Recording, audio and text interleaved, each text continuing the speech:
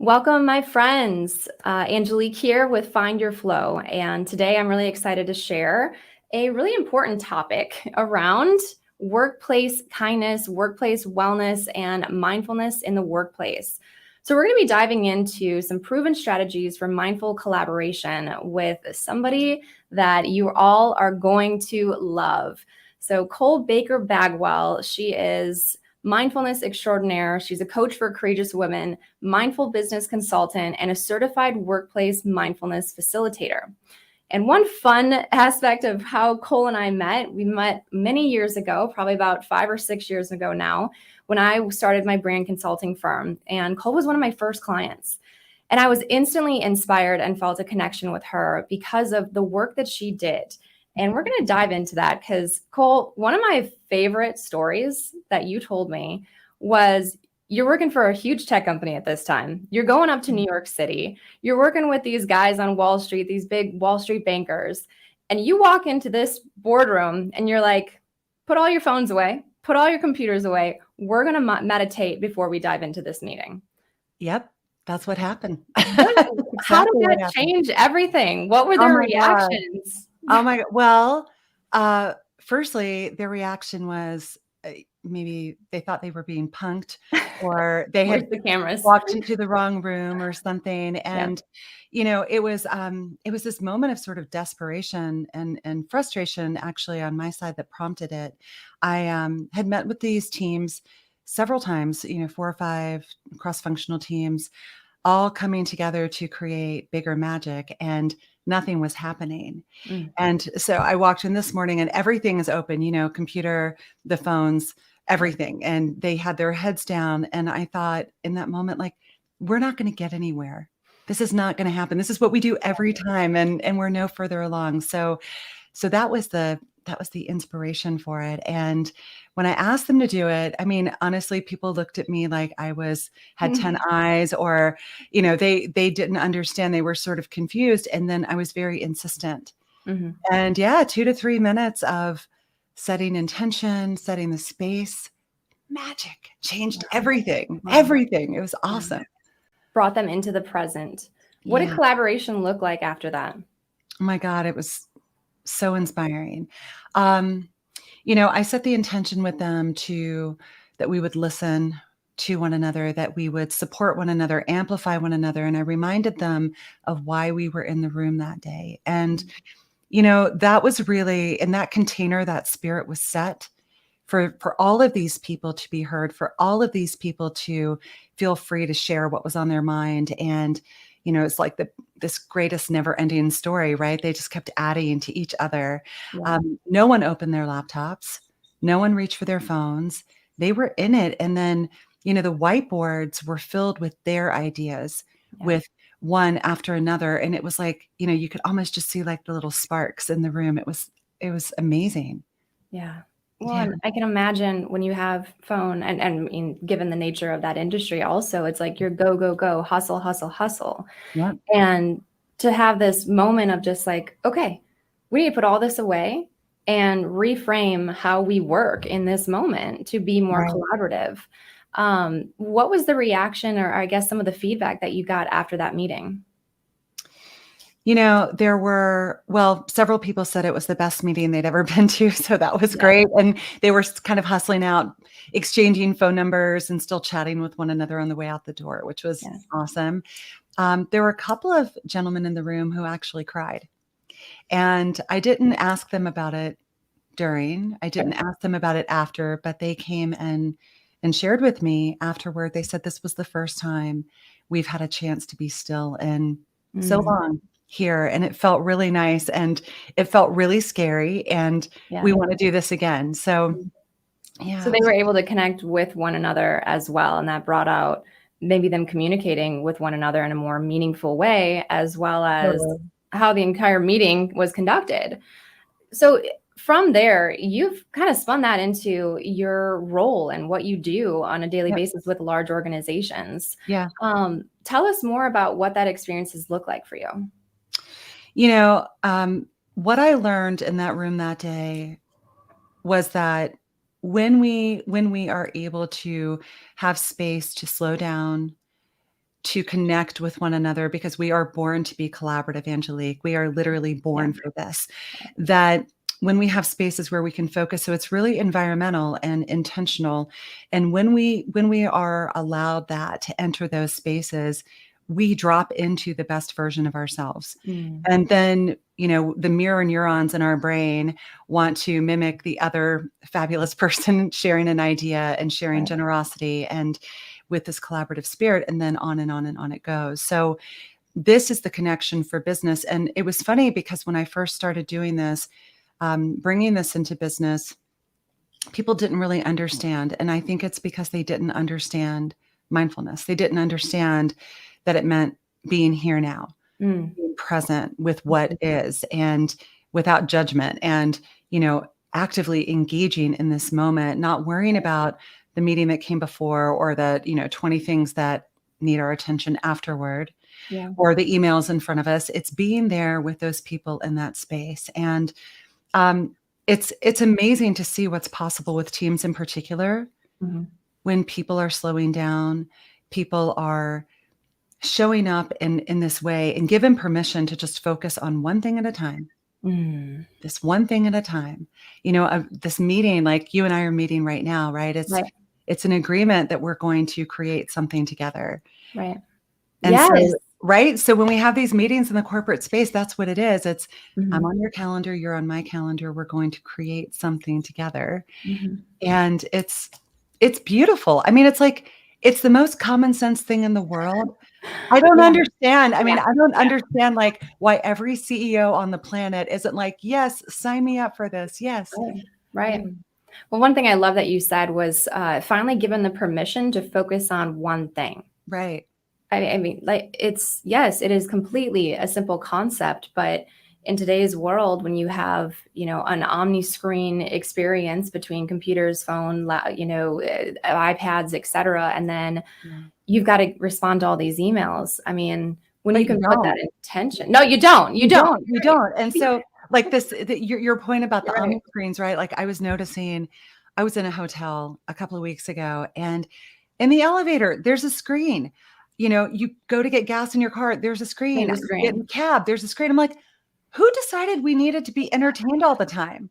I mean, really, I think there's some master ploy to sort of dumb us down, with these screens in front of us, certainly to influence us. I mean, that's no secret, but we don't have to participate. So I get in the cab and I turn it off. I get in the elevator and I turn around. I'm the weird person that turns around and talks to whoever is behind me or beside me.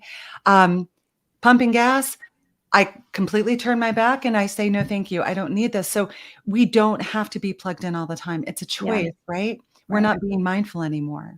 No. But when we are, it changes everything, every single thing. Well, and how can we expect to be constantly consuming all the time? I think about, I'm forgetting who mentioned this story, but it's you observe people when they're walking down the street and they get to a stoplight. Well, it's 5 seconds for them to wait, but what do they immediately do? Go check their phone.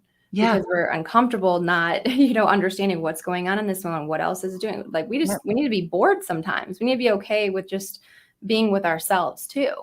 Or to be in wonder, just be in wonder, just to be. What could you see on the street corner if you weren't staring at your phone? What inspiration can you draw from that? Yeah, what's possible? What might you learn from the person beside you? Right. Right. Come on. We are fascinating.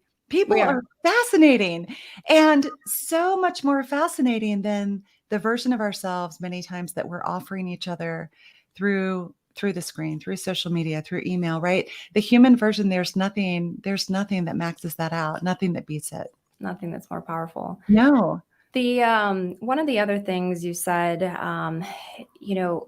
before is, how can every CEO not see the value in bringing something like this into the workplace? Yeah. And I think that's an interesting conversation, and one that, I've seen float around a little bit is, how do we convince workplaces that we need to be more human? How do we make the introduction of mindfulness and well-being programs and these initiatives in every meeting that we're already hosting? How do we make that feel less woo-woo, if you will, to people that are maybe not, haven't been experienced or exposed to it. Yeah. What are some ways that you've seen that take shape? So you have like 3 or 4 points in there that I'd like to address. And the first one I want to hit is the woo-woo aspect, right? So it is very true to say that many people, especially in our country, don't understand what mindfulness is. And there's good reason for that.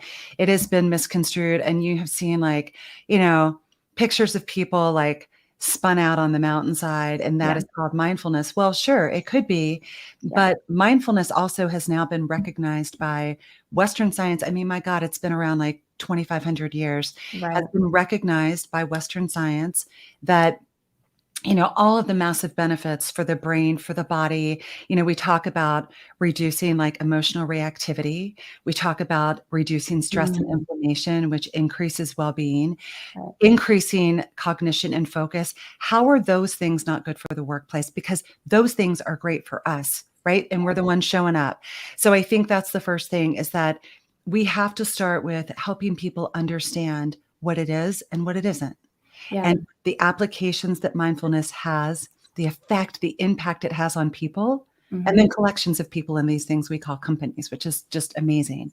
The second thing is, I realized the hard way, it's not my job to convince anyone of anything. If a senior leader of an organization says, I want, an environment where my people thrive. I want business outcomes that are, just helping people, that are helping the planet. I want us to come and feel like connected to one another. I want us to like create our best work ever because we are in the most creative headspace we can be in. That is what brings it in. It's not my job to go in and say, you should do this because it's the right thing. The leaders of these organizations have to change their priority. They have to value fundamentally the human aspect of business. They have to want this. They have to see, and that 1 + 1 does equal like 2, right? It's like the people are healthy, they work better together, the outcomes are amazing. That's simple math. And so that's not my job to tell them. That's their job to prioritize the people enough that they say, how can we do this? How can we make it real?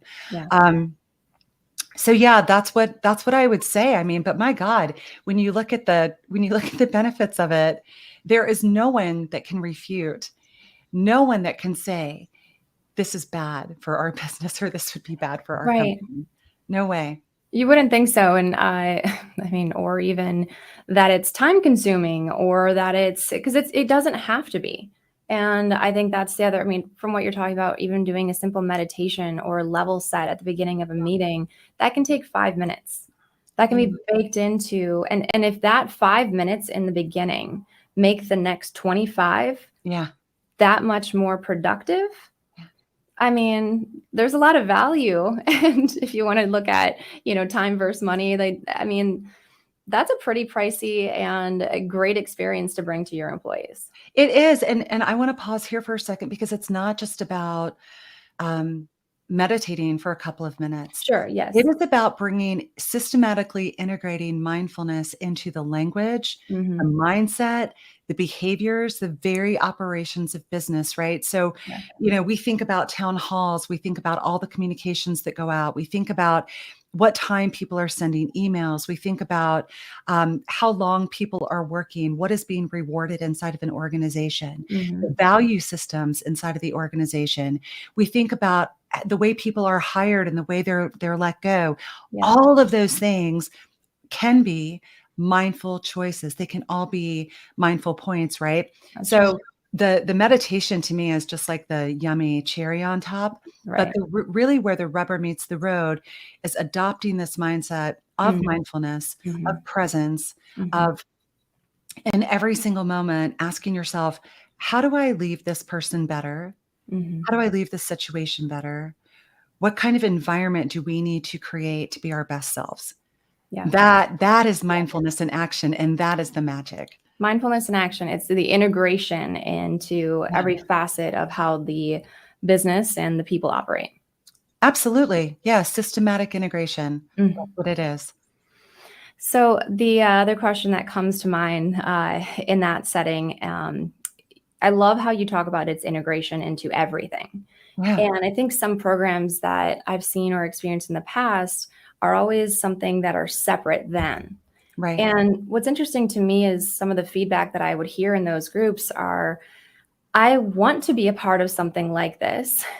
However, that means I need to add an extra 2 hours to my work week already. Yeah.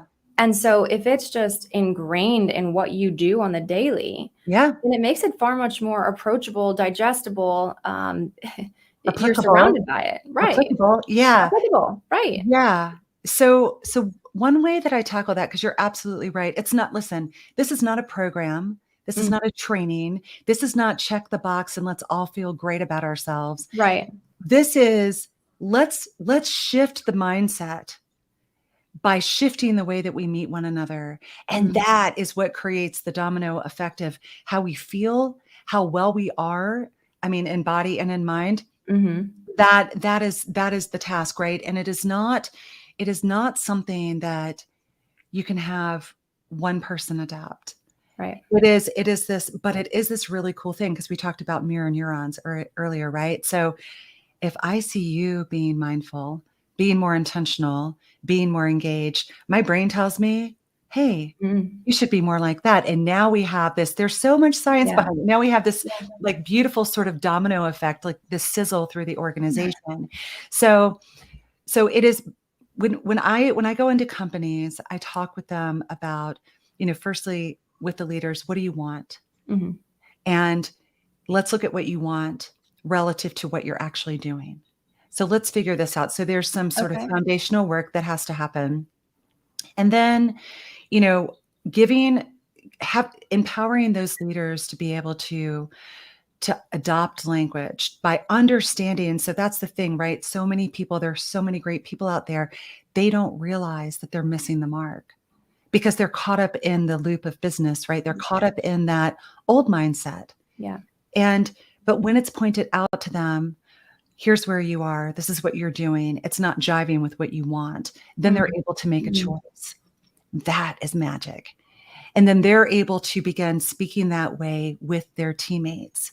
Yeah. And then the teammates are able to begin speaking that way with one another, and then with their clients, their customers, right? And on and on. And so it is really bringing this awareness, this new awareness into business, leaders in particular, to say, let's take a closer look at what you're doing against the goals that you have, what you say you stand for, the environments that you say you want. Yeah. Let's look at that together, and then let's figure out where the opportunities are to make that shift. Yeah. And it's magic. It's awesome. Yeah. What you say you stand for. What you say you stand for. That is, exactly. I mean, I hear that a lot, because it's just like, okay, this is what we stand for. And, here's your check your box. But it's like, it's far different when it's integrated into everything that you do. Yeah. And you mentioned before too, is, the focus on non-reactionary. We all have lives. We all have things that, as hard as we try, sometimes it bleeds into our day. Sometimes it disrupts, how we might show up because of something happening. And I think, we were talking about the morning show, and one of the scenes that I loved was when Jennifer Aniston kind of had a breakdown on screen, and she started crying, and Reese Witherspoon walks in, and it's kind of this blow up. But then moments later, she comes to, apologize, and does so in an interesting way. Yeah. But then they both come to this like point of just like, let's be vulnerable, share this story, figure out how we can be humans with one another. Yeah. And now let's go into the work side of things. Yeah. And I think it's just establishing sometimes, like, we kind of come in like these robots.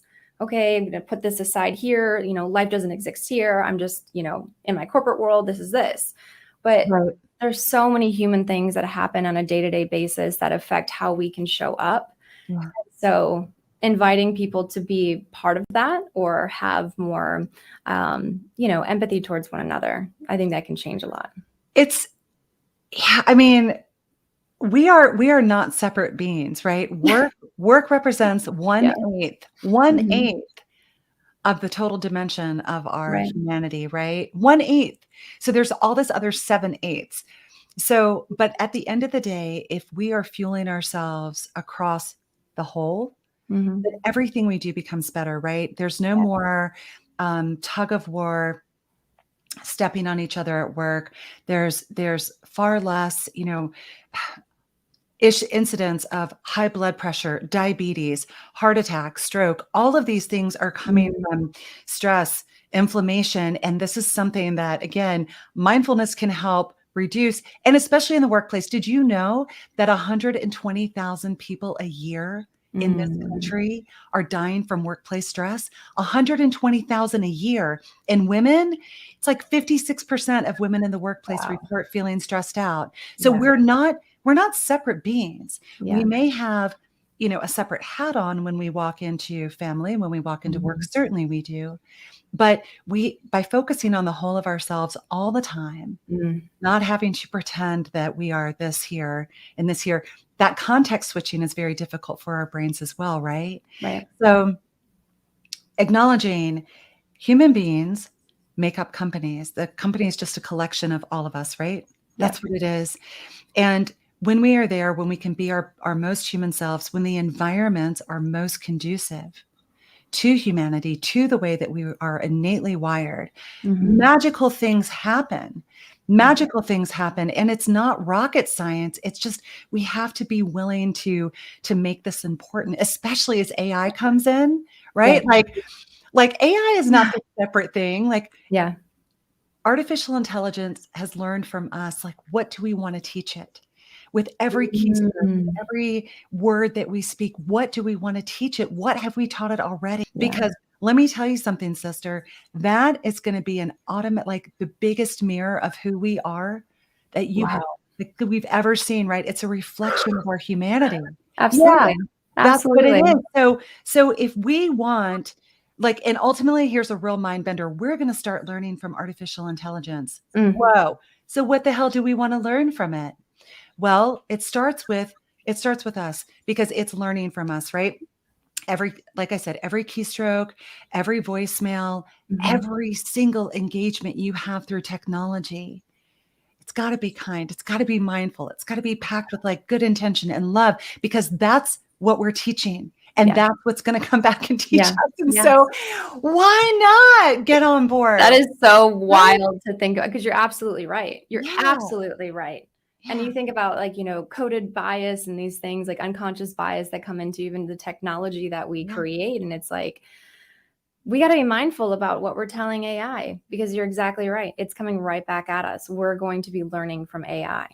Yeah. Yeah. And so, like, practically, here's an example. Like, if I send you a note, an email, right?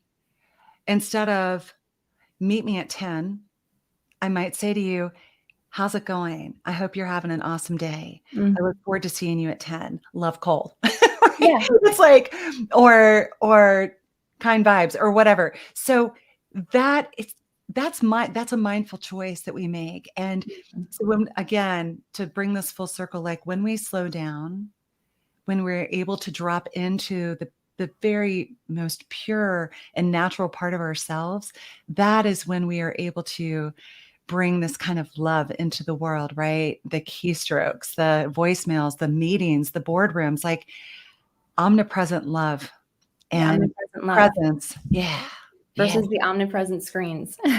Can you imagine, can you imagine if those screens are reflecting back love, Mm. kindness, patience, mindfulness, integrity, like wonder, curiosity, like, holy shit, the Yeah. possibilities are huge, right? Well, and I think a lot less of that stress, because, I mean, as you're saying, there's no job worth dying over. No, no, and no, and by the way, mindfulness is not a way to help somebody survive a bad company. Yeah. No, that's not That's what it's definitely not about. worth. Mindfulness would come in there to say, what do you want for yourself and where can you go get it somewhere else? Yes. This is not the right place. Time to go. We're Yeah, gonna acknowledge what's happening here and that's be on right. our way. No, Yeah. amazing.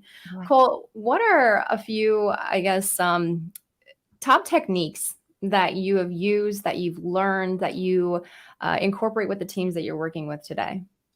Um, so I'll share a couple of them that are, easy for people to sort of apply, because that's the whole thing, right? It's understanding and then adoption and application. Like nothing that we learn matters if we're not able to apply it. So, Right. so one of the reasons that I opened that meeting way back when the way I did, aside from the frustration I mentioned, is because I know when someone can experience what it feels like to be still, when they can connect with that, we all have a still point inside of ourselves, right? When we can drop into that and connect it, it changes everything. And then our brain says, whew, that was nice. I want more. So I would say that one very easy suggestion I can offer your people is between things, right? Between an email and another email, between a meeting and a meeting, conversation and an email, whatever. In between every action of your day, take a moment to pause, to take a few breaths, and to just feel where you are in that moment before you go and, move on to the next thing, because that's the habit, right? Keep moving, keep rolling. So that's one thing I would say. And then I would say, especially in difficult moments where you either perceive or you are in the midst of conflict, just pause long enough to ask yourself, what can I do at this moment? What can I say in this moment that is going to leave the person across from me or the people in the room with me better than they are right now? What can I do? What is within my power? And if, I may be like super optimistic. Yes, I am. But if every single one of us, imagine the magic, right? If every single one of us in that room, those rooms, those companies, those customer meetings, like, holy shit, like imagine if every single one of us started there with, I'm going to pause long enough to make sure that my action is going to be intentional, that it is going to leave this person better, that we are going to create something better.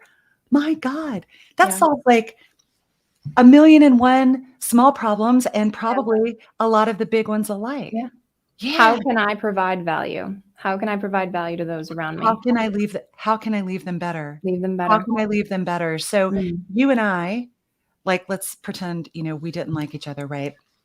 And we're in a room and we have competing priorities. Yeah. So this happened in that conference room years ago with the bank, with the technologist from the bank, right? And in the financial services institutionally in that industry, people had been rewarded for self. What did I create? What did I manage? What did I own? And suddenly open source software came along and they're all in a room and being asked to share, but nobody told them the rules changed. So there was this like resistance that was baked into the culture of the industry that, I was meeting. And so sitting with them and sharing that every single idea is important. Every single one of you has something to share.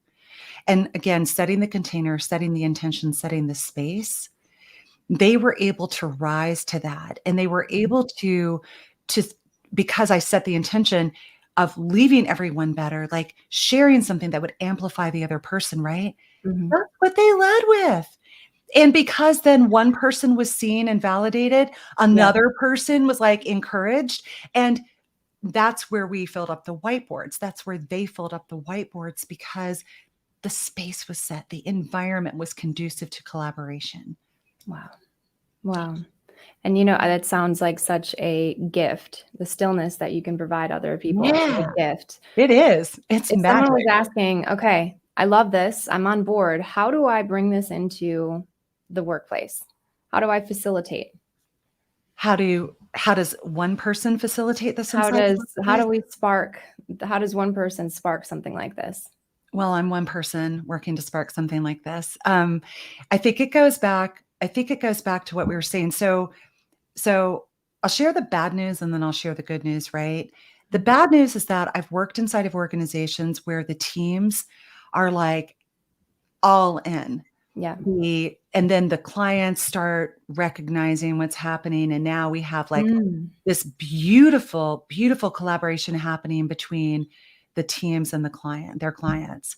And I mean, we're talking about like quarter over quarter with one company, revenue increases of like 40%. That's nothing to sneeze Wow. at. So the teams are really on board. And the bad news is you will hit a brick wall, like a very hard and fast brick wall. Mhm. If the leadership within the organization does not share the same value or priority or the Executive same support. action. Absolutely. And so it's not a training program. It starts with what I shared. So I don't do work with teams anymore. I don't start with them. I start with the leaders inside of the Mhm. organizations Yeah. in the way that I described earlier. What is it that you value? Where do you want to go? Where are we right now? And then bringing in all the Mhm. practices that I share with them that they can begin integrating systematically within the organization. Yeah. That is the way. Now, if one person, individual contributors, if, individual leaders in an organization, if you wanted to start being more mindful, you start with yourself. You Mm. start with practicing every single day, Own your getting shit. right, getting out of the loop, Yeah. off the wheel, Mhm. being still, and reflecting long enough to understand, where am I? What am I creating? And if it's not where I want to be, and this is not what I want to create, this is where my Mhm. coaching comes in with women, right? Then what do I need to shift? Where do I need to reset? What do I need to tune into so that Mhm. I can begin thriving on the other side? So, Yeah. yeah, I mean, every single one of us can make that choice Yeah. every single day. And it is nothing more than a choice. That's it. Yeah. That's it.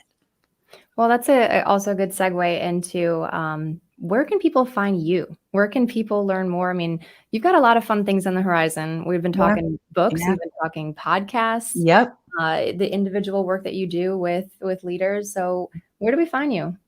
So there are a couple of places you can find me on LinkedIn under Cole Baker-Bagwell.